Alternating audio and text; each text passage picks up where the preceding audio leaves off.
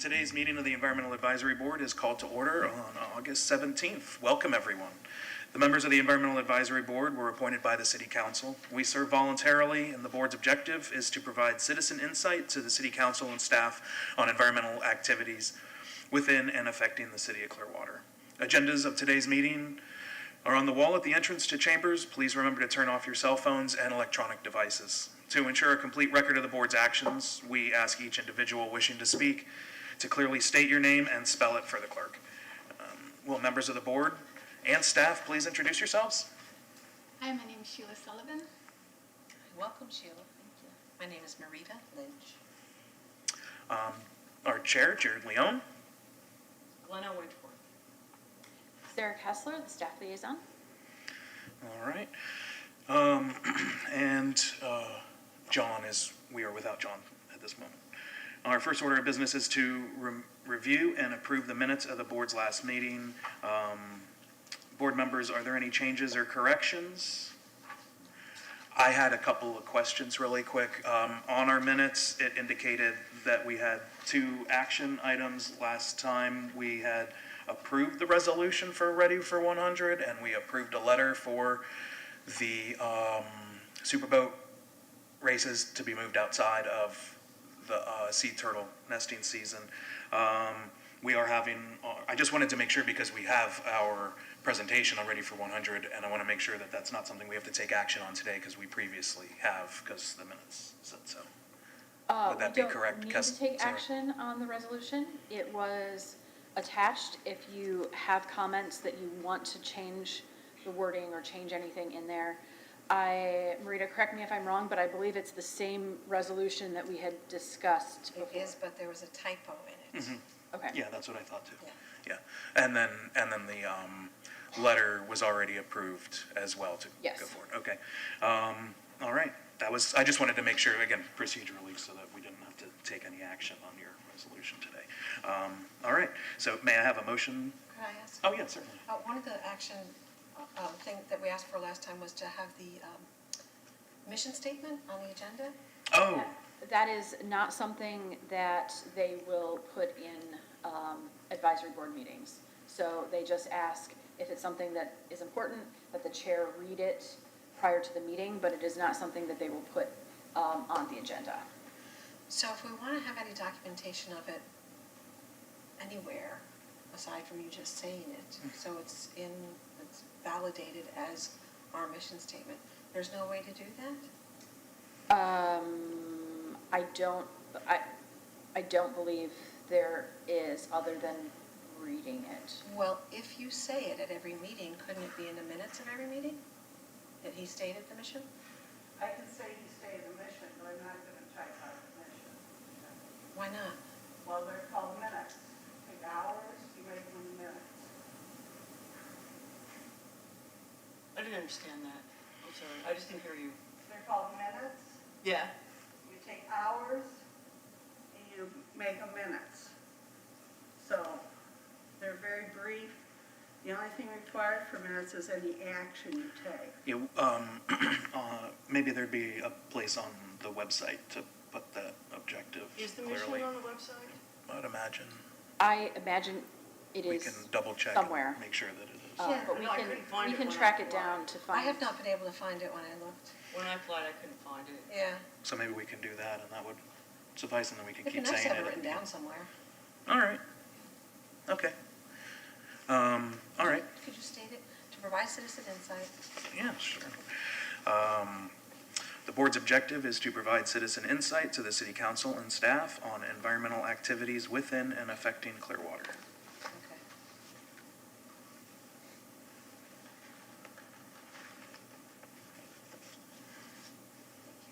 No, not a problem.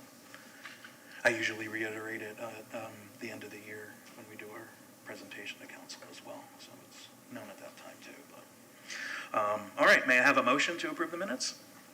So moved. All right, a second? I'll second. All right. All in favor? Aye. All right, the minutes are approved. Okay, we'll move on to the next item, citizens to be heard regarding items not on the agenda. Is there anyone here to speak to items not on the agenda? If so, please step up to the podium and state your name for the clerk. right, we'll move on. New business items. We'll have an update, sustainability update from Melody Yin, our sustainability specialist. Come on down. Thank you. Hi everyone, my name is Melody and I'm the Sustainability Specialist with the City of Clearwater. I have a couple of items, a long list to go through. So the first one being, we've completed our 2018 Municipal Greenhouse Gas Inventory sometime, I want to say in May or June. And we've previously calculated our community-wide greenhouse gas emissions for 2018, and this year we've partnered with iClay in Audubon, Florida to calculate the total amount of our municipal emissions. So we plan to continue monitoring this progress, both municipal and community-wide emission levels moving forward.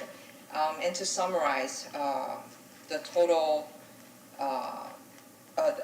we have a total of 66,759 metric tons of carbon dioxide equivalent, and this makes the city responsible for 5.9% of our 2018 community-wide emissions, with the largest contributors being facility and operations energy use, that is at 76%, and city fleet being second at 10.2%, and employee commute being 8.4%.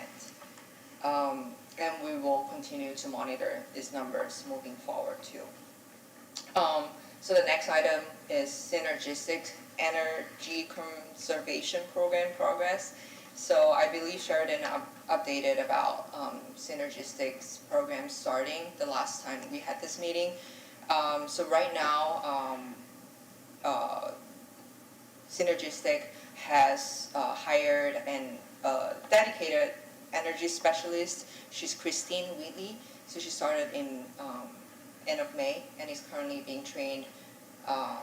She's gone through training and she's already working on site to work closely with our staff to maximize energy savings in city facilities and increase staff awareness of the program. We have had 36 months of historical electricity data collected and analyzed for each facility. That is a total of 41,000 bills that's being looked at already. And this allows Synergistic to understand how every facility runs and establish a baseline for each facility. So in terms of the operational hours saved, there's about 17 facilities currently already impacted. So a total of 1,770 time hours are already reduced per week. So currently, at this time hour reduce is only affecting about 25% of the actual savings opportunities. And there's definitely more room for progress as we move along the program.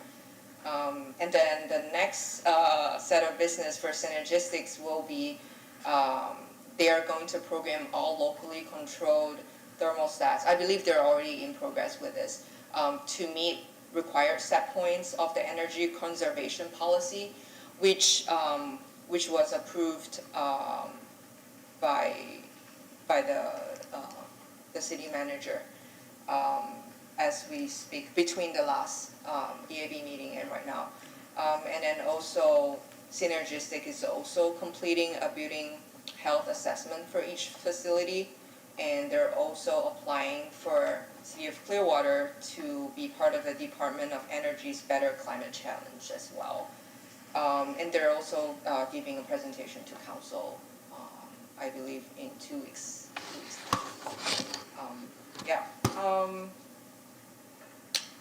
So the next item I have on here is the Pinellas Solar Co-op. So we are proud to be a funding partner for nonprofit Solar United Neighbors this year. The co-op will enable residents and small businesses to purchase photovoltaic systems at a discounted price due to bulk purchasing. And enrollment period will be from mid-September to mid-December this year. And we will be promoting it to our community through in-person and virtual info session held by Solar United Neighbors moving forward as well. And this is very exciting, the next topic, vulnerability study. So we've received a resiliency grant by Florida Department of Environmental Protection's Office of Resilience to conduct a community-wide vulnerability assessment using Atkins City Simulator. So both the grant and project work order were approved by the council in July. So we're trying to get a start with this project right now. And Could you explain that? yeah, so it is so Atkins City Simulator would allow us to create a city twin for Clearwater, where that twin will be able to help us envision what it looks like with certain levels of sea level rise and with different scenarios put into that simulator. That's the gist of it, and it will help us make better decisions moving forward with having resilience in mind. Just to add a few more notes on that. So our Public Utilities Department is very involved in the process. So they're looking at their master plan, and so they're putting certain aspects into the simulator, like planning those to see like what some of the situations are best for some of their facilities. And so it like the funding from DEP looks at a resilience aspect from sea level rise and storm surge and things like that. But the simulator will also look at any number of vulnerabilities. Like I know Sheridan was super interested in heat issues and looking at different things like that. And so it's looking at all vulnerabilities, not just sea level rise. And so it'll be a great tool for us to use to look at, to be able to assess some of the projects that we have coming up and be able to look at how, like the benefits they will have to the city in the future, and then also look at where some of our vulnerabilities are that we can plan projects in those areas. So it's a very powerful tool and be able to give us a lot of information, and we'll be able to plan a lot with that tool. And that's a grant? Is that, the funding for that is? Does the grant pay for all of it? No, we're matching a little small percentage of the And the amount. DAP is through the DAP, is that what you're saying? Department of Environmental Protection is who Okay. gave us the grant. And when's that gonna be done? Off of the top of my head, 2024 or 25. I can come back with a specific. Oh, so it's over a period of time. Yes. It's one of those things to be able to put a lot of information from the city in, to be able to look out farther. So the actual part of mirroring the current city is going to be a pretty quick process. But then looking at like the future conditions of things and assessing that, like that's what takes a long time, and putting those different scenarios in and determining those sort of things is you actually using the simulator is the lengthy process of it. Does it strictly do an assessment, or do they make recommendations also? So the recommendations will come from the consultant. Like the actual simulator would just identify different vulnerabilities. And so that's why you have the human aspect involved in it. What consultant? Atkins is the So consultant. there is a consultant involved in this who will make recommendations? The consultant is the one who has the simulator that we're using. Yeah, so we do not have the computers, like we do not have the software to be able to run these sorts of things. Like they have their little supercomputer stuff, so they just give us the information way quicker that way. How do you spell their name? Atkins, Yeah. Atkins. So exciting, it's really exciting. Yeah. Yeah, that's cool. Yeah, thank you. Sorry, I I didn't just- mean No, to thank you. take your thunder. I have some questions. Yeah. You were saying that the reductions that you're, from Synergistic, you're talking about, Are you done with your presentation? I thought you Before said we start. yes. I do have more. Oh, I'm But- sorry. Don't I be thought you were interrupting done. her, I'm sorry. No worries, no worries. Thank you. I could also take questions if you. Oh, we'll I'm wait till writing them that. down, okay. Yeah. So another update is the solar feasibility study updates. So we have received a grant from Representative Charlie Christ to install solar arrays on 5 city facilities in 2023. And this grant, these arrays will decrease greenhouse gases and result in long-term financial savings for the city. And right now, we're in the stage of gathering all the final solar feasibility study results from our consultant too. And we'll make sure that we choose the 5 facilities wisely. And hopefully, by the next meeting, we'll be able to share our updates as well. That's a $1 million grant. Yeah, close to 1 million. And on EV charging installation, so right now we are almost ready to install to replace the 1 EV charger and to add 1 more on the first level of Garden Avenue Garage. So that's in motion. And all the other EV charging discussions are still happening in the background. I went back to check on Sheridan's update from the last meeting. Just wanted to let you know that we're in motion with that. And then the last one, community education and outreach. So my role is mainly focusing on outreach and education. So ever since I started with the city in March, we have done a series of events that includes the Earth Month outreach events, and Green Guardian Library Youth Sustainability Series, World Oceans Day celebration. We had a beach cleanup. We had a library outreach event as well, and we've also digitized the Ocean Allies Pledge so that people can scan a QR code and pledge to be an ocean ally and work towards marine conservation together with the city.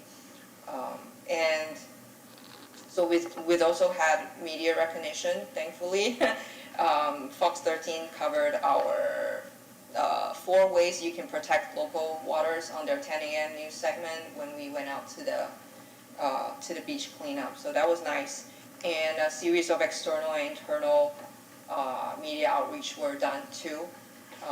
We are making sure to tap on all available resources to be able to spread the word about sustainability. We've also gone out to Moccasin Lake's 40th anniversary celebration, which had about 200 over attendees.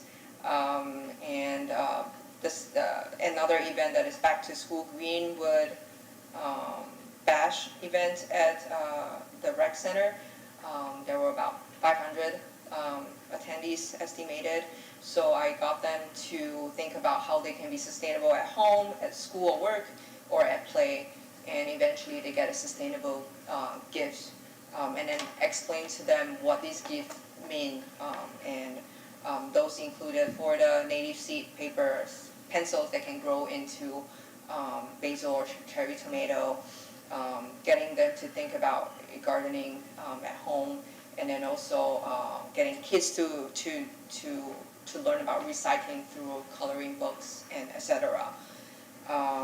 And then, yeah, lastly, we had a bunch of staff education as well.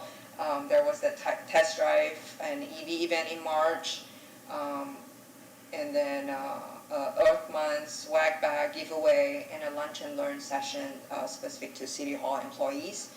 And moving on, we are going to engage more with the municipal staff as well in the upcoming health fair in September. And there will be more collaboration between us and libraries as well, and hopefully other city departments. Just tap on the synergy. Thank you. Thank you very much. All right, take some questions. Well, you're talking about the synergistic, I didn't understand the concept that you were talking about, 17,000 time hours. Could you explain that, please?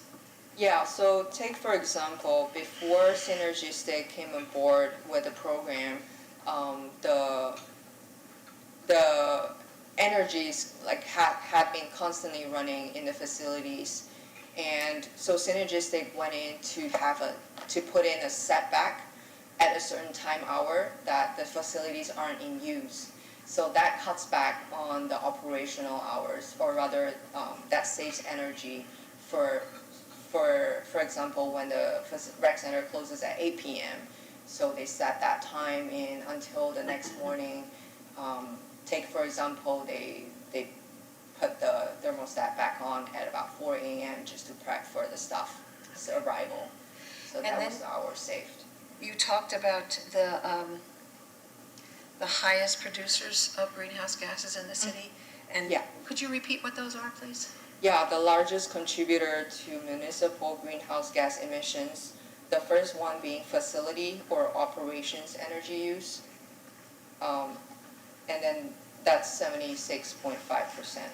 And second one being city fleet at 10.2%. And employee commute being the third at 8.4%. When you're saying these percentage of all, are you talking about the facilities and operations for energy, they create 76.5 of all the city's greenhouse gas? Okay. Correct. Yes, yes. Facility for operations.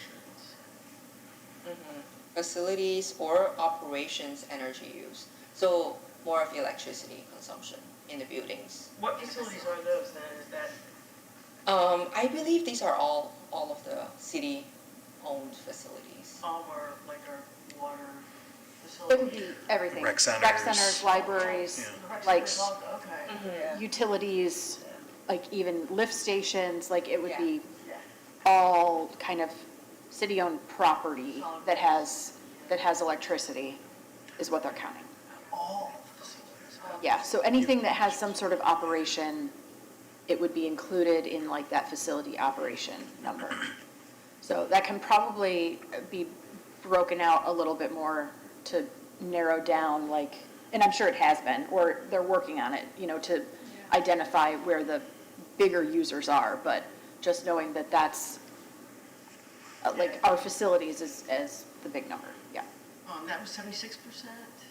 76.5%. And then, the, fleet was 10.2. 10.2. And city as a whole is responsible for 5.9% of the community-wide emissions Okay. for 2018. Okay. The Solar United Neighbors, I have my own neighbors are anxiously awaiting when this co-op is going to be available for them to participate with. So how can I get the word out to them? What's the communication method? So right now, we haven't broadcasted it yet, just because we're waiting for the website to go live on 1st of September. Okay. That's when it's official. So if I'm not wrong, the website is solarunitedneighbors.org/Pinellas. So And then will there be some city communication to people in the city? most definitely. So I'm preparing a magazine article in my Clearwater magazine. Okay, good. Sunshine lines, Okay, bill inserts, and all the various social media channels. And the library will be helping to broadcast that too. We have an in-person info session scheduled at Countryside Library on the 29th of September. Okay, cool. That Resiliency Grant you said with the simulator, where's that grant coming from? That's from Florida Department of Environmental Oh, Protection. okay. And these electric car chargers, I have a big interest in this. Is this for the public too? I believe so, yes. Okay, great, great. Both great. for city staff and public. Great. And that's in the, where is that? The Garden Avenue garage, first floor. So right now they have one, but it's kind of old. So we're replacing that with a newer model and adding one more. So there will be two. So there'll be two across from Mhm. Yeah. Center Building? Yeah. Right across from City Hall, right What was across the Garden website Avenue. again that's gonna go live for Sun? Oh, solarunitedneighbors.org/Pinellas. And kudos to Clearwater for sponsoring that this year. Yes. Applause. Any other questions, Rita? No, thanks. All right. Sheila, do you have any? No. Glenna? I think not. I had a couple really quick, and it's about the building facilities. That looks like that could be the largest possible place to find savings because it's the largest producer of emissions. Is that what maybe Synergistic will come back with information that will help us figure out how to reduce those numbers there?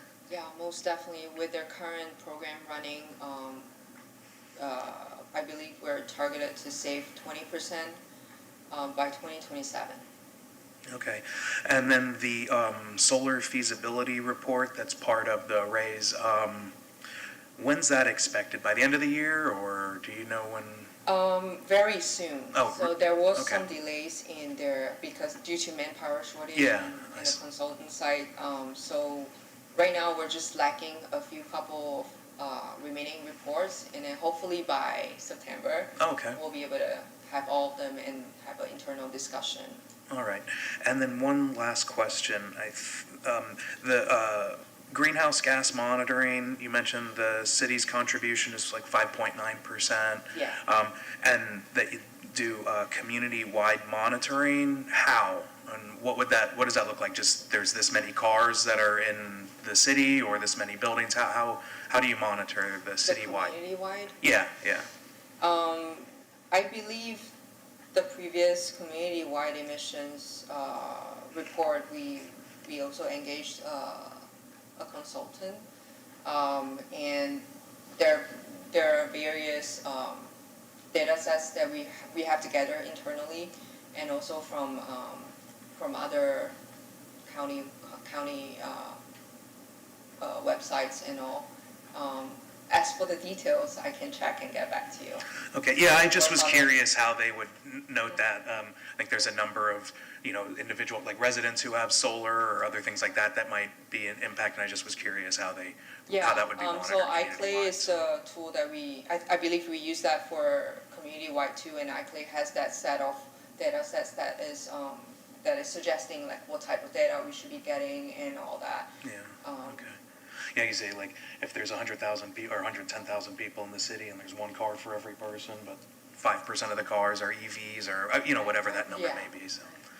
Very interesting. Thank you very much. I have another Oh, question. okay. I so- have some questions. What kind of health data is Synergistic? You mentioned like health, staff health, or community health, whatever in these buildings. Synergistic Health? health. I thought you said health. Uh, No, I heard wrong there. I'm trying to. Oh, okay, I got Time you. out. It said building, like in her notes, building health assessment. Building health Building assessment. health assessment. So health in terms of, I wanna think is more related to thermostat setting Okay. and how the staff members feedback in terms of the changes as well. But I can definitely double check on That's okay. that. I heard health and I didn't, I just thought I'd get more. Building health. Building health, okay. And what buildings do we have now that are already approved for solar? Right now, we haven't decided on. What about the fire station, beach fire station? Wasn't solar approved for that? I'm not quite Deal sure. and I think that's what the feasibility study's gonna look at, which ones So the make the one they're most sense. building out on the beach, I believe it's part of the design and the cost of that, as opposed to taking money from the grant. Like, Right. I believe it's part of the design, so it's like gonna be a different, it's not included in the solar assessment of the buildings because it's included in the design of that. It is included though. I That was my am question. pretty sure that it is included. That's been my understanding. I shouldn't have said that. Now I'm second guessing. Okay. All right, we won't Like, I'm not argue on that positive then. now. I'll find out for you and let you know. It's my understanding. I guess I'm continuing to check on it. I will find out for sure and let you know about, Okay. like, the solar on the fire station. All right. Okay, you referenced a few times something I think you called ICLE. ACLEI. What is that? iClay, I can't remember was it in full, but it's a tool that municipality and governments use to calculate their greenhouse gas emissions. Okay. Yeah, they're a team of experts behind that for local government setting. Okay. And then you also referenced a program, Better City something? Yes, What is that? Better Climate Challenge. Is that the one that you mean? Yes, so I believe Department of Energy has a Better Climate Challenge that is set out for I believe it's local government participating in it and getting recognition for example, our energy conservation programs and similar to this. So Synergistic will be applying for this So that's for our recognition program. that, I'm sorry to interrupt, that's recognition that a city can get? Yes. It's not a program they join into? No, it's Okay. more for recognition. Do you know if there's keywords I could use for a web search on that? Yeah, just DOE, Better Climate Challenge. DOE is Department of Energy. Yeah. Better Climate Challenge? Mhm. Thank you. All right. Is Synergistic doing libraries too? I'm freezing to death in here. I'd like to know about the thermostat check. So we actually have the energy conservation policy one pager made, and this I believe are already in some of the like staff break room in different facilities, and yeah. But I get you. Like these thermostats are very conservative, and I believe slowly they're going to adjust it to what we are. But our libraries are included? Yes, Okay. most definitely. Yes. Okay. Like a- All right, any other comments or questions from the board? I think I'm done. All right. Thank you. Any comments or questions from the audience? Please step to the podium and state your name. Thank you, Melody. Thank you very much, Melody. Hello, Brian Beckman. Hello, everybody. First, I want to thank you for your service on this board. You really do make a difference, especially when it comes to energy and carbon emissions. I love hearing about all the progress. And you do help reinforce and shape city policies and action. Recommending 100% clean energy goals are a great example of that. In support of those goals, I would like to highlight some recent developments that will help the city achieve 100% renewable energy goals. And when I say the city, I mean for their municipal operations. They were already highlighted here today, so it's a repeat of what I wrote down here. But again, well, actually, one of them was mentioned on the $1 million solar grant. Another one is $2 million of ARPA funds are allocated for solar for city buildings. So I would assume coming out of that analysis of the solar study, that would line up with at least those two grants, I guess I would call them as. The other thing I'll highlight, my understanding, like it was mentioned, solar already incorporated in the design and budgeting for the fire station. I believe in Imagine Clearwater as well is the second location where that's already designed and budgeted. I think 200 plus panels or something like that in Imagine Clearwater. But the second area that the city's planning action and actually taking action, you heard that as well from Synergistics. What I heard, I'll repeat this, is that they're already realizing 25% of the savings that they had planned to save. That's what I heard Melody mention here today, which is significant. It doesn't mean 25% of the energy bill, but 25% of what it is that they had planned. And what they had planned was on the order of $1 million a year in savings. So hopefully that will continue to ramp up. But I really wanted to highlight here for you today another recent development that will help our entire city save money and help achieve 100% renewable electricity goals. So I'm going to largely move off of from a city operations standpoint, and the recent development is the Inflation Reduction Act. And that's abbreviated IRA. That legislation offers significant and wide-ranging rebates and incentives for residents, businesses, nonprofits, and local governments. One interesting example of that is getting additional rebates if you install solar on brownfields. So think about our municipal dumps, that we have here in the county. That's an example of that. But the other rebates that affect consumers hit things here in Florida like heat pump water heaters, 30% income tax credit now for solar, so it goes up from 26, back up to 30%, home weatherization, window replacement, insulation, a whole list of things. And these incentives are even greater for low-income households. So we've all probably read different versions of this in different levels of detail. What I'd encourage this board to consider is getting a detailed presentation of the IRA and how the city could help communicate the various elements of the IRA and how can the community take advantage of all the savings opportunities. This is truly a game changer. When people look at, well, what is it that residents can do? Boy, we could never reach these 100% renewable energy goals for the community at large. This starts to enable that path to truly happen. So it gives our community a great chance to achieve that goal. IRA is a huge opportunity for the entire community. If leverages and communicated properly and can help reach the Greenprint 2.0 goals. One goal that I'd highlight that's in Greenprint 2.0 is to have 1,000 low-income homes with solar by 2030. This is yet another example of how that IRA can help enable that to happen. But it really will take great communication by entities like the city to help those be realized over the next 10 years, essentially. So thank you for your time. Thanks, Brian. Thank you. All right. Any other comments for Melody from the audience? No. I just have a question about, for businesses, the IRA, I know we're all trying to unpack that. You say there's going to be rebates for businesses for energy efficiencies or renewables? Do you know? Sorry.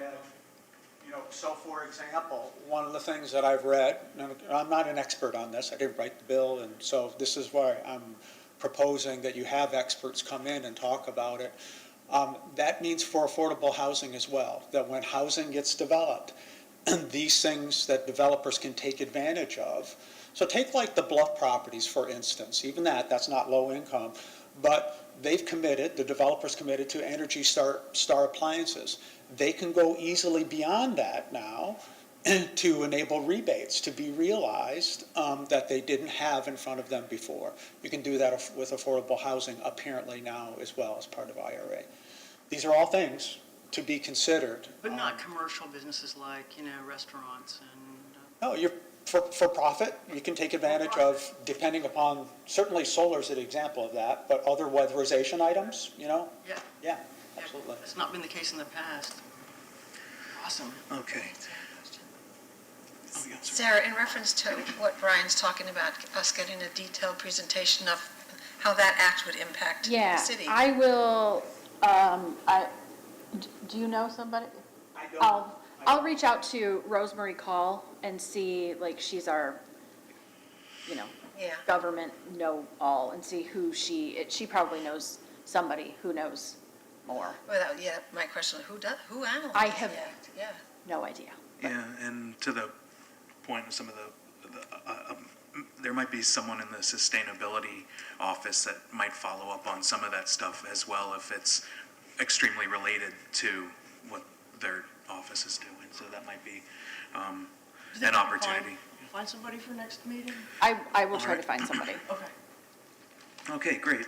We'll move on to our old business, item 5.1, review information from the Florida Department of Environmental Protection about seagrass in Clearwater Harbor. John Thomas was going to give a presentation on this. He is absent. I think we all got the information, and I hope we were all able to read through it. Some of it we had already seen from our previous meeting.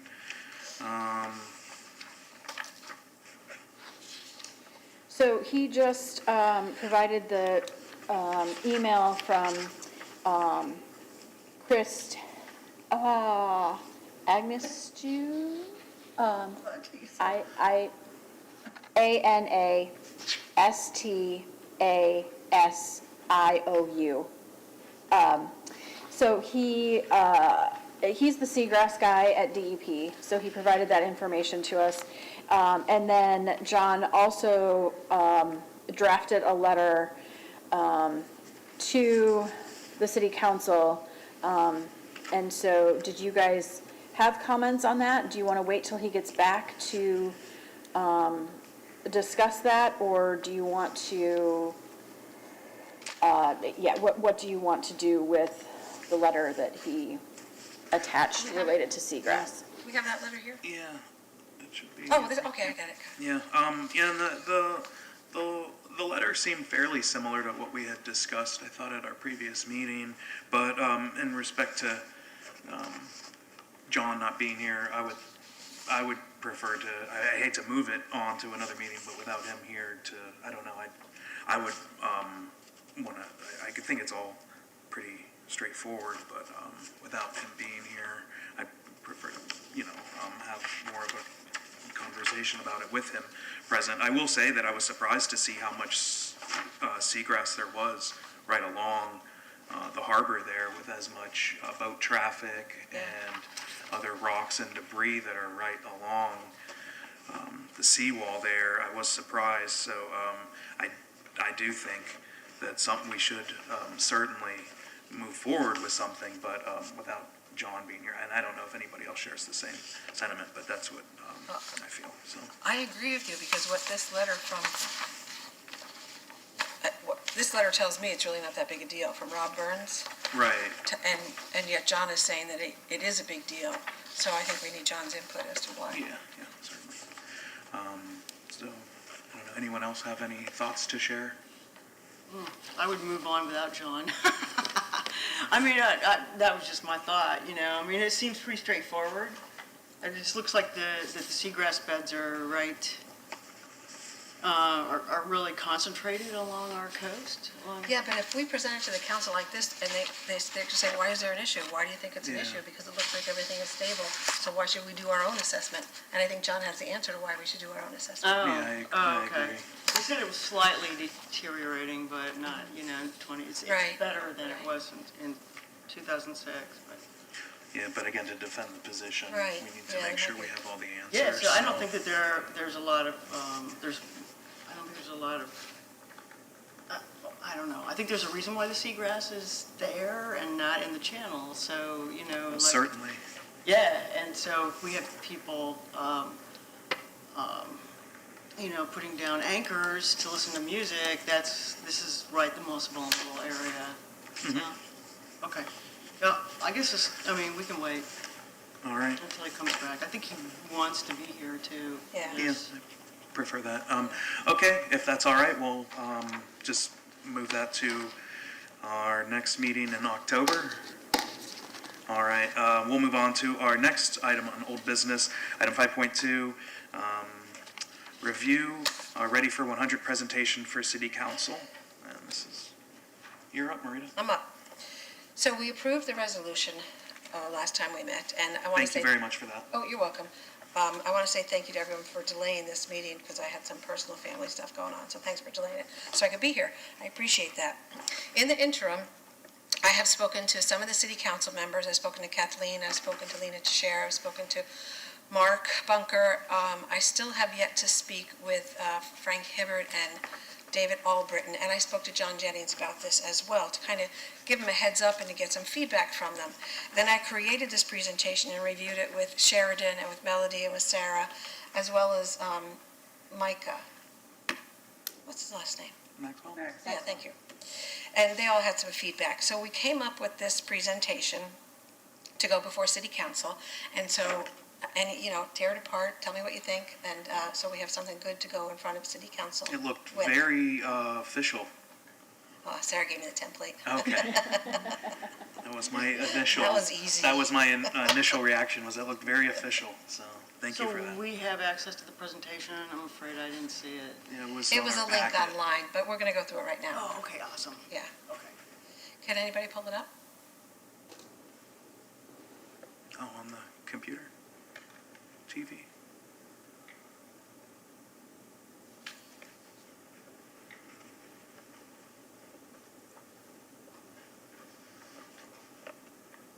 Oh, I thought you were gonna go down there and do all that too. I will if you No, want me no, to. no, it's fine. It's fine.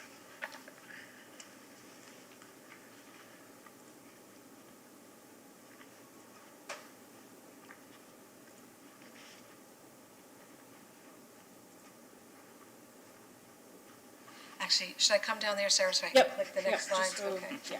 All right. Oh, This is just a or it's just a PDF, not the PowerPoint, so. This is my dress rehearsal for the presentation. all right. And by the way, everybody please be there. Okay, a few months ago, Ready for 100 effort came to our attention. We asked, the EAB asked for a presentation from the Sierra Club. We got that presentation, and then we realized that it aligns with the mission of the Environmental Advisory Board. So I want to talk through today to you about Ready for 100. Quite simply put, Ready for 100 is a resolution to commit to transfer to clean energy by a specific time frame so that we can mitigate the impact of climate change, our energy source from greenhouse gas emissions, so we have a positive impact on our local community and on the larger world. Now, I've heard it said that what can a city do to impact the huge problem we have of climate change? But I like to think of it as voting, that my one vote doesn't make a difference. But my vote, plus your vote, plus this vote, plus that vote, that all makes a difference. So if we take it one entity at a time and we join together and we are all doing things, we do make a big imprint. So that's one reason why we can address this locally. Also, and many of you have heard me say this before, climate change is an existential crisis for us. And I believe it's also a moral imperative. We have leaving the world to our children and grandchildren, and we need to have a sustainable, livable world to leave to them. Why do we even need this initiative? Why Ready for 100? Well, as all of us know, human-based activity has caused a rise in temperature around the globe. A lot of that is because of greenhouse gas emissions. And we are on a dire path if we do not do anything, if we do not try to decrease our greenhouse gas emissions before 2050. That's more or less the cutoff date by the officials that know what they're talking about. Not only will sea rise be living, but all of our ecosystems will be affected. That means all our food sources, grains, livestock. That means our ways of getting food to ports as our rivers decrease. So it's not just it is a global impact in our world, but it also affects us because we're on the front lines. I mean, we're literally on the waterfront. And I have noticed a change in weather patterns in Clearwater over the years. If you've lived here for a while, you've probably seen a change in weather patterns. And we are going to be the first. We are being impacted by sea level rise. And you can look at Miami to see how that affects the everyday. And every day in the paper, we see that the climate change is causing fires, floods, droughts, enormous impact. So the first question that I get asked about this, I've gotten asked, is what's it going to cost? What's the money factor? So let's talk about that first. If anybody has a gas-powered car, you know that gas is a lot more expensive than clean energy. So that's one financial consideration, that clean energy is cheaper than fossil fuel energy. Another big consideration is that with new technology comes new economic opportunities, create new jobs for building and the maintenance of renewable systems.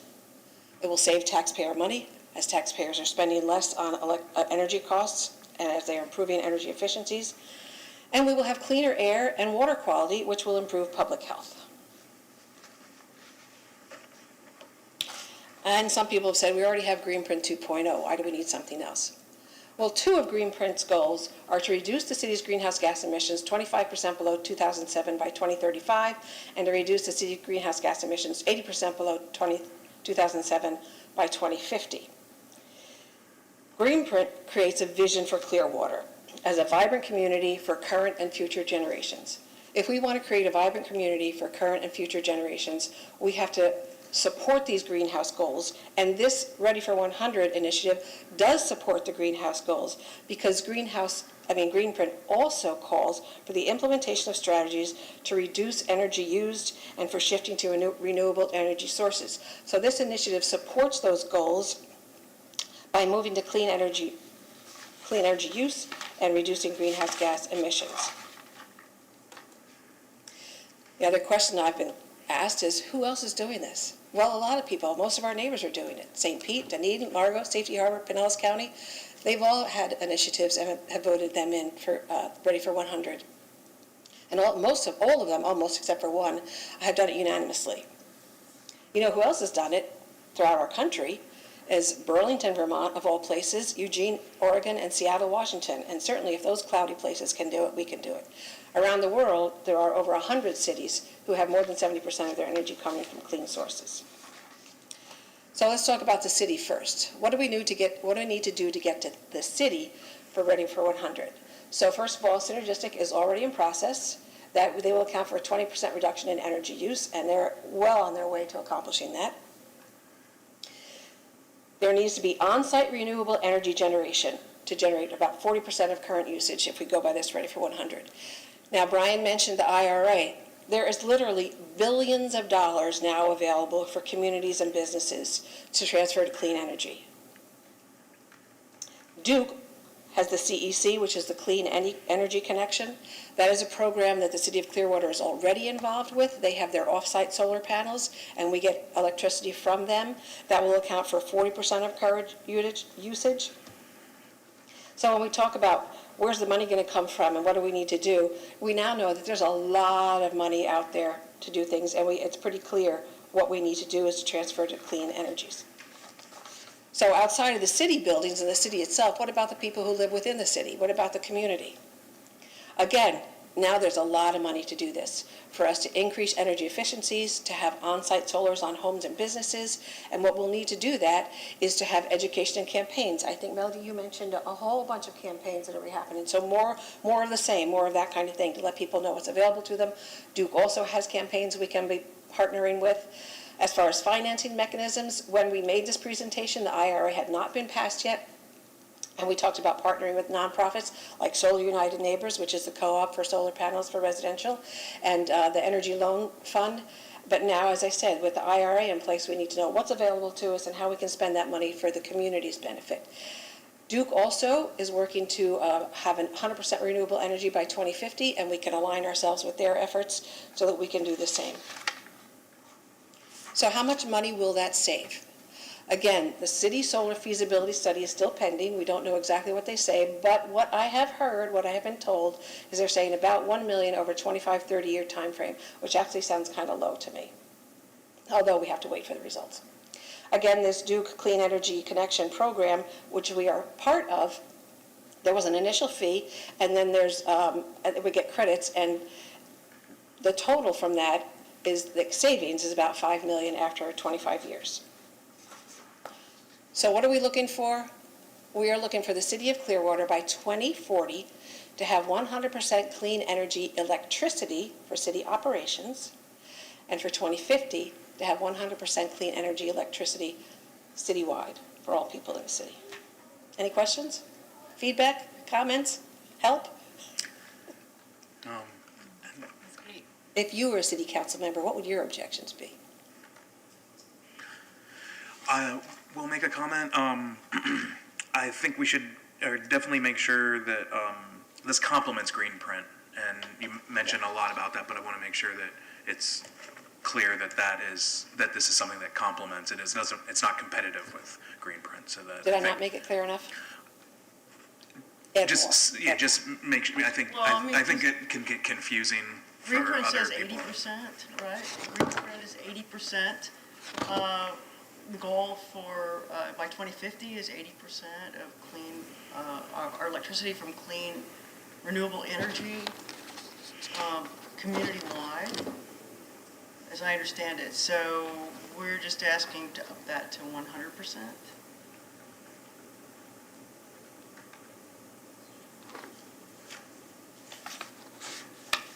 I'll have to look too. Well,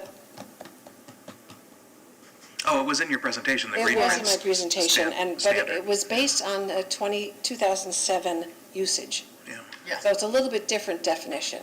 yeah.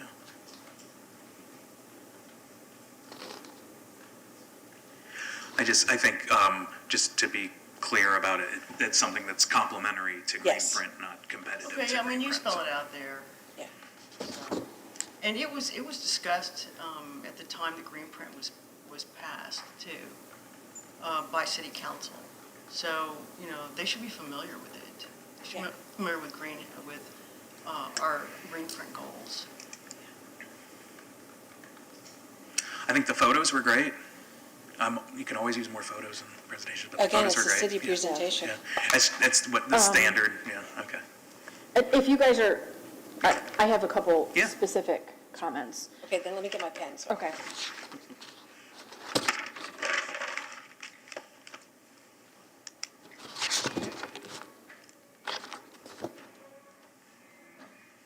Thank you, Marita.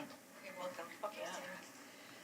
So page 8, we have education and campaigns, and like partner with Duke is fine, but I would, given what Brian mentioned today, I would specifically mention education on our IRA funding and put that in the education and campaigns, like educating residents about available funding sources. Okay. Well, I guess it could go under funding mechanisms. It could go under that part, like educating, under the funding mechanisms part, providing that education of that IRA funding. Wait, I'm still on page 8? Yeah. I was just saying, putting it under education campaigns, but then I changed it to putting it under funding mechanisms. Okay. Just- Add in the IRA? Yeah. Okay. And then on page 9, the municipal solar section, mention the $1 million, was it, Melody? It was $1 million from DEP, or Charlie Crist was, Charlie Crist, we have like $1 million from Charlie Crist. And then how much was the DEP grant? Oh, yeah, so that doesn't count. Okay, yeah, so just the $1 million from, It's a feasibility study. yeah. no, But no, it was $1 million Solar. It's for solar. panels. It's actually for Oh, solar and the panels. ARPA funding. Yeah, the ARPA. And so we have 1.5, is all 1.5 going to solar? 2 million. 2 million. 2 million to solar from ARPA funding. is that going to, the ARPA and Charlie Crist is going to city operations, not community-wide? Correct. Yeah. Yeah, so that'll be under municipal solar Yeah. section right there.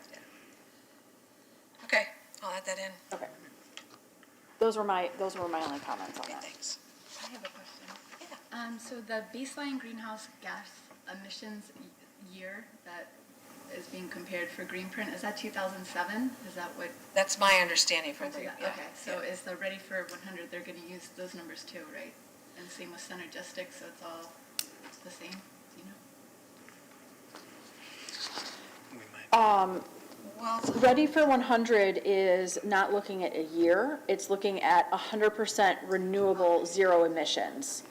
So, yeah, it all gets really confusing, especially when, like, anytime there's numbers, like, it doesn't matter what it is, it's confusing. But, yeah, so they're not looking at a greenhouse gas emission, they're just looking at saying, like, zero. what Ready for 100 is saying, your energy will come from clean Clean sources. energy, right, And right, okay. green print is saying we'll reduce by X number. So that's why Ready for 100 supports, it will make it able to reach that decrease. Right, that's just the first time I've seen the 2007 number for the green print. I mean, maybe I saw it before, but it's just interesting that everybody, it's kind of starting at Yes. a different starting line. Yes. Yeah, anyway, okay. You And all need this- to emphasize that we're talking about energy from electricity versus energy from natural gas. I don't want to bring it up unless anybody else does. Yeah. I agree. Okay. Yeah. That was, I believe that was clarified, so if the question asks, then Clearwater gas is different, like we're not Yeah, it's touching whole separate entity. Clearwater gas, it's separate. But like, so we've already vetted that question if it comes up. Yeah, I think it was But good not to hopefully put it, that in there. I mean, it probably will, but that's been vetted and, I imagine the question will just come up, well, we have an 80% goal, why go to 100%? Why, when the 80% goal was based on, But the 80% is a different goal. It's 80% of 2007 emissions. And we're talking about the source with Ready for 100, where that electricity comes from. and Uh, so the yeah, using- 80% yeah. in, I just want to clarify, like, the 80% in green print is greenhouse gas emissions. It's not, like, the Ready It's for not use. 100 is looking at okay. energy use. So like, they're tied, but it's a different measurement. Like, it's different. So, So if if Greenprint wants to reduce greenhouse gas emissions by 80%, we will need to use Ready for 100 to have clean electricity so that those greenhouse gases will be decreased. right. Yeah, That make sense? Yeah. yeah. Yeah. One helps us achieve the other. Right. All right, any other comments or questions from the board? Any from the audience? Please come forward and state your name for the clerk. You will have 3 minutes to speak. Thank you, Brian. Hi again, this is Brian Beckman. Yeah, I just wanted to help with some of those clarifications. So like I heard you say, Greenprint has 80% reduction in emissions. So if you remember back to what Melody was talking about on emissions, she broke that down into different categories, right? Transportation is an example of one of those categories. Ready for 100 does not target anything from a transportation perspective, other than when you move to EVs and you start, charging it, where do you get that electricity from? 100% renewable electricity. So that's really a key thing that I wanted to reinforce.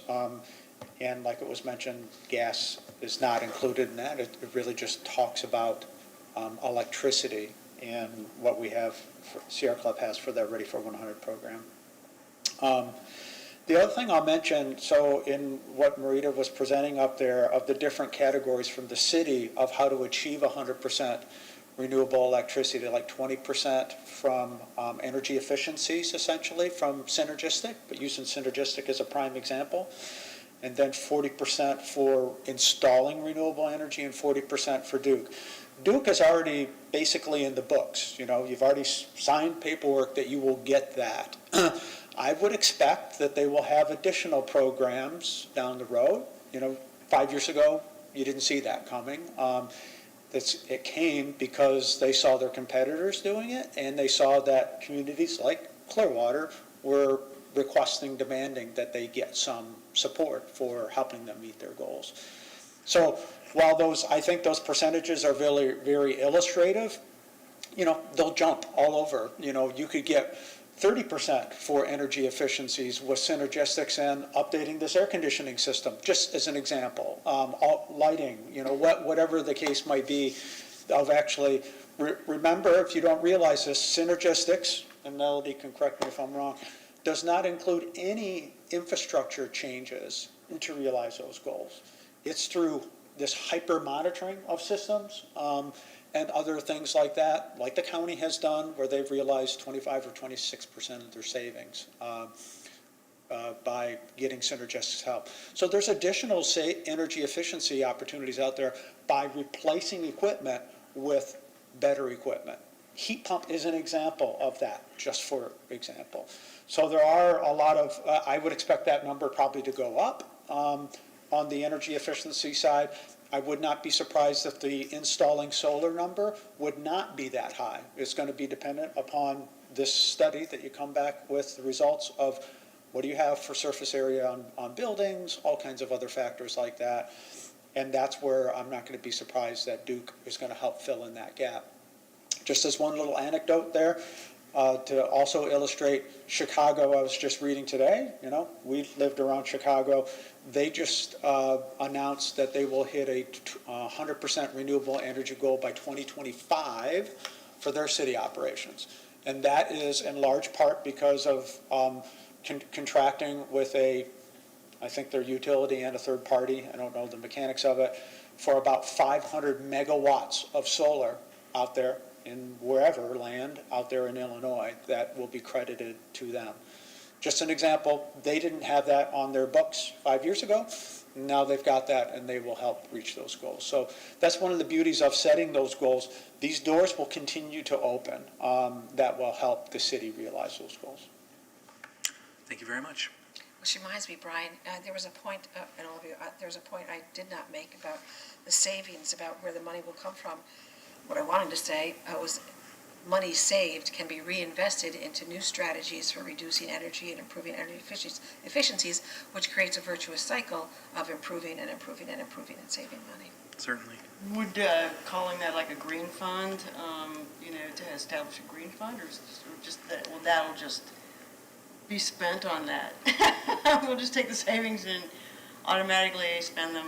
You know what I'm saying? Should that money be set aside? Should we I would just, advocate for a like, green fund?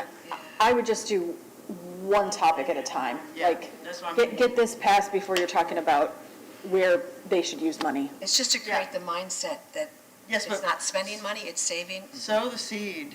Sow the seed. I don't know how they should administer it, but yeah. All right. We'll move on to item 5.3, review the Ready for 100 resolution. I think we passed this at our last meeting. There were a couple of minor changes. I did notice it's 1, 2, 3, 4.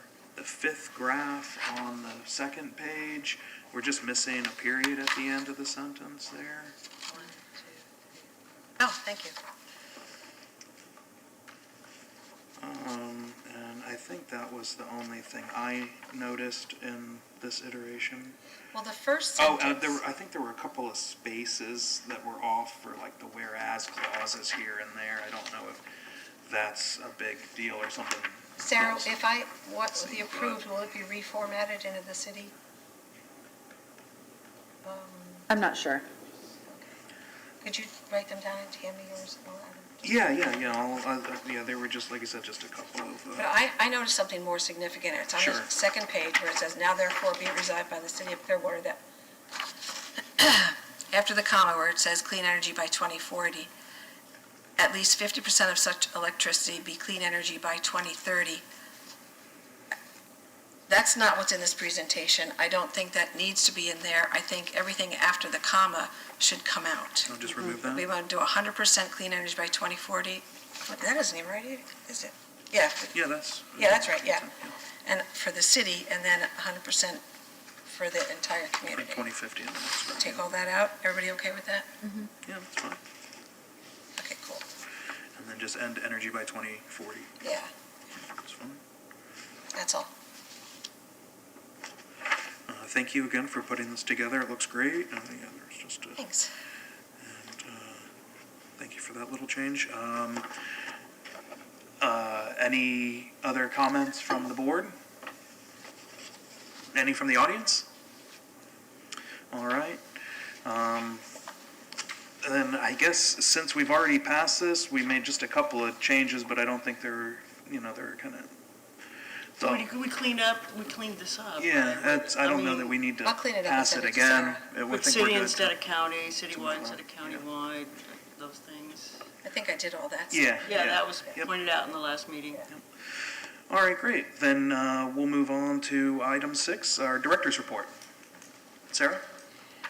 So I have a couple of things that you've mentioned. I'm going to look to see if we can put our mission statement somewhere on the website. I'll ask about that. I don't know. I will find out if the solar feasibility report is ready for the October meeting on that one. And then Michael, I'm forgetting his last name. He is from Pinellas County Solid Waste. Michael, Oh, yes.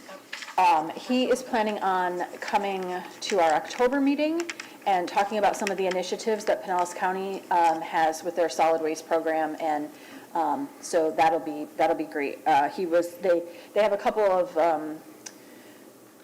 project milestones, and so he wasn't quite ready for this meeting, but he's hoping those milestones will be met and they have some good information to share in October. So he will be coming to that meeting. I will try to find somebody to talk to us about the Inflation Reduction Act and see if we can get somebody there. And then we will put the seagrass letter back on the agenda for John. Have all that stuff for the next agenda. I do not know what council meeting the Ready for 100 will go to. I will talk to Rose tomorrow. I'm out Friday. Coordinate with her next week and get that date to you as soon as possible. It will probably, it'll be a Thursday night council meeting. Just so you know, those council meetings start at 6. They do the resolutions in the beginning. I don't know when the presentation would be. Like, it could be at the beginning, it could be farther in when they get to the department stuff. I don't know how they're gonna do that. So the public, you guys are considered residents, I'm pretty sure, and so you would not be at the work session, I don't think. I think it would go to a council meeting, especially since there's a resolution attached to it. So that would be a resolution, and they have the ability to vote at council meetings. They do not have the ability to vote at work sessions. So that's another reason you want to go to a council meeting, because they can just discuss at a work session, but then it would need to be. And then not be on the agenda for this council meeting? Well, it would still be on the agenda, but it's like you then have to go to 2 meetings because they can't vote on anything at a work session. So it would probably go to a council meeting. I will most likely not be able to attend our October EAB meeting, and I do not know who will be in my stead, but it'll be somebody. Somebody will be here. Should we reschedule? Yeah. I don't know about that. Do they reschedule if the staff member can't? I mean, meetings can be canceled and then the special meetings called. If you would rather do that, if you would rather that I'm present for the meeting, we can look at alternative dates. It's just that there's some loose ends. There are some loose ends, and That's our last meeting before our presentation. that's for the other council. thing, is we'll have, the annual presentation will be usually in November, sometimes December, and so that's also what will be discussed at that meeting, your accomplishments for the year, and, Yeah, I thought we asked for a November this Yeah, year. I We think had so. the opportunity to get an earlier one. so, yeah, if you would rather, we can look at some alternative dates if you would rather that I'm present for that. I So, think it would be more efficient to have you present. okay, Great. all right. Sorry, can't get out of this one, Sarah. So you want to cancel the October meeting and reschedule to a date to be determined. Correct. Would have to be, I guess, fairly early in November, I'd imagine, if we have to do a presentation later in that month. Yeah, so we usually do the third Wednesday, but we may need to modify that third Wednesday. And it's really just that week of October, so we can look to see if like that previous week of October works. So we can, Yeah. I'll look to see when the room is available and see what can be changed for that. Thank you for your flexibility, Yeah. Sarah. Okay, so I think with all of that stuff, we probably have a pretty full agenda. But if there's anything else that you want on the agenda, like we've talked about before, send it to me at least a month and a half before, so I can get stuff figured out and be able to send it out and things, so. The letter about the superboat races and sea turtle nesting season, we just need to send it to city council and to Rose, so it's and the city manager, so it's in the official record. They don't need to pass anything on that, right? They just need to know that we put that out there. Correct. Okay. Do you want to send that, or do you want me to? Oh, that's what I just wanted to know. Should I send that? You can send it to. Is that better than you sending it, or I can send it to Yeah, Rose? and she you can just send it to forward Rose. Okay, And ask her to pass it on to the I will council do that. members. Yep. okay.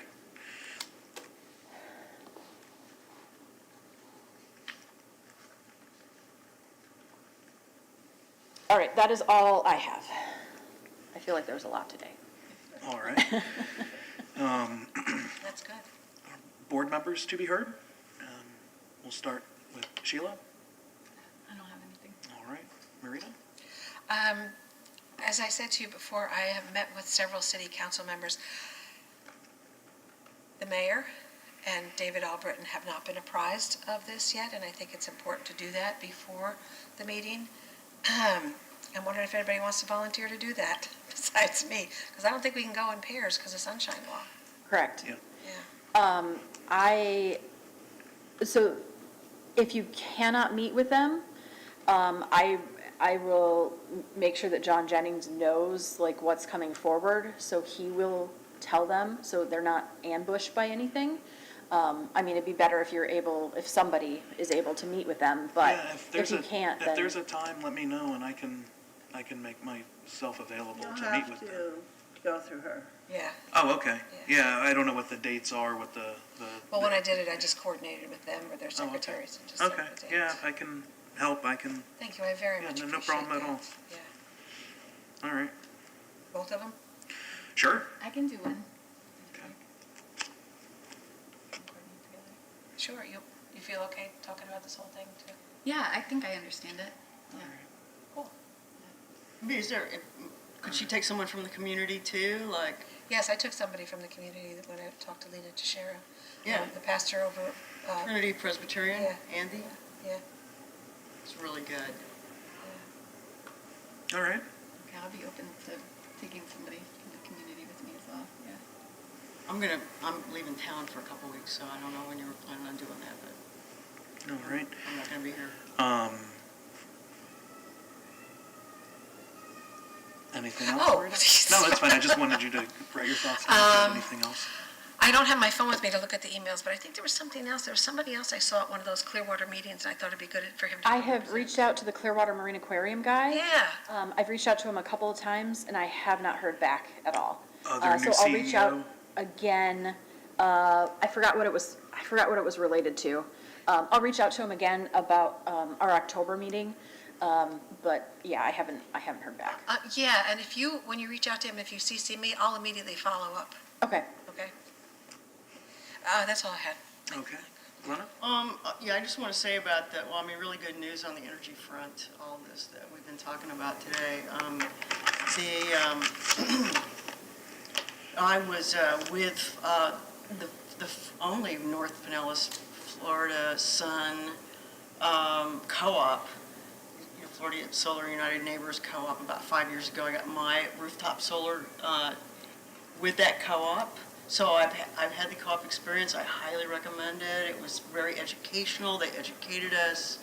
They will have online webinars, I think, is how they're going to do it. I don't know if they're going to have one in person as well in those 3 months. But it was a wonderful experience for me. There were kind of ups and downs about it, but because I don't know if I've talked about it this much here, but the people in the co-op they review the contracts that are by solar providers, and they choose the contract that they want to use. I wasn't that pleased with the solar provider that the group picked, but when I had problems with them, they were behind me. And Julia Herbst knows me by first name. So, it's like, that's the most wonderful thing about it. If you, from beginning to end and beyond, that co-op is behind you negotiating with that and standing behind you with that provider. So, yeah, I can't say anything but wonderful things about that co-op, and I hope we can get good participation here in Clearwater. The Trinity Presbyterian, speaking of them, they just, they're going to have a dedication for their installation of 130 kilowatts, probably the largest solar array in town at this point. And when is that, Brian? Was that September 10th? September 1st. September 1st at 10 o'clock. Okay. I'm going to be out of town for that. I'm so bummed. I'll be there. Oh, wonderful. If, as many of us could be there as possible, they're inviting the community. I think they're very proud, and as they should be. Giant solar array on the church. Cool. Trinity Presbyterian, 10 o'clock, September 1st. It's huge. And just want to say that Sierra Club and the City of Clearwater and the Clearwater Neighborhood Coalition is planning now for a sustainability conference in early spring 2023. We have a title so far, Building Better Neighborhoods 2023, buying solar and electric vehicles - what you need to know. So it's going to be energy related. That conference is probably going to be a half day if we meet in person, which is our intention at this time. And so, I mean, Karen Cunningham and I and Melody have been working together on this. We're meeting monthly to plan this conference, and it should be, I just want to read this really. I think I've got this somewhere, the description of it. Oh, no, I got so many pictures. You just might find it interesting, except I can't find it. Well, maybe here we go. Modern technology provides alternatives for energy use, but what is real and what is hype? How can you make decisions that match your daily needs and your pocketbook? How can you avoid overspending and scams? These and other questions will be addressed by experts and a panel of everyday users like yourself. So we're going to cover solar, rooftop solar, EV, and how to purchase that. What are the things to look for? We'll have experts doing and energy efficiencies. We'll have experts doing that, presenting on that, and then for each one we're going to have a panel of people who have rooftop solar, people who have EVs, and we're going to have an EV demonstration at the end. So that's what we're planning that for early 2023. And I think that's it All right. for my comments. Thank you very much, Glenna. I was going to mention the solar array opening. Thank you for doing that. I did want to share, and hopefully, Sarah, you were able to send out the email that I had sent you with the links to the stories about the smoking ban or cigarette ban. Oh, did I send that? Sent it like last week. I don't remember if I sent it. If I didn't send it out, I will send it out. I may have forgotten to do that. This will make my discussion a little bit more mysterious then. I had sent out an email with a handful of stories linking the legislature has allowed local municipalities to ban cigarette smoking or cigarettes on the beaches and in, I guess, parks and things like that, but really for the beaches. And I wanted to bring that up for our board for discussion, if it's something that we want to, again, if we want to write a resolution and present that to City Council, if we just want to write a letter of support for City Council to bring this up. There's a number of communities already discussing this within Pinellas County. The county itself is already discussing an ordinance. There's a number of beach communities that are already discussing and are in support of doing this. I was actually kind of surprised because a number of those places were ardently opposed to banning single-use plastics in the past. So to see such a change, I think it's also because cigarette butts are as ubiquitous a trash item as any piece of plastic out there. And I think when people come to our beaches and stick their hand down to build a sandcastle and pull up a wad full of cigarette butts, it's extremely disgusting and disheartening and can ruin your day at the beach. So, again, I wanted to bring this up. I had sent out some articles for us to kind of do a little initial interest building, and if it's something that we can have consensus on, we can have either a letter or, like I said, I haven't seen any resolutions yet. I think Sarasota might be further ahead than where we are in our county and some of the other cities, but I think it's something that I wanted to bring up and see if it's something we want to pursue. So That's a great idea. Yeah, I love it. Is that something, I'm not sure about October. I feel like October might be busy.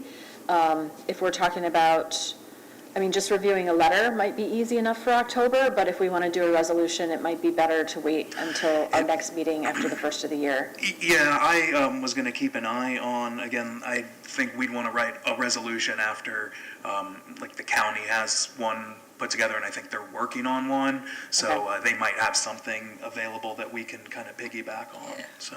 Okay. I will send out the email. I'm sorry, I forgot to do that. The email that you sent me about the information, and so we'll just keep it on the radar Yeah. for when the county has theirs.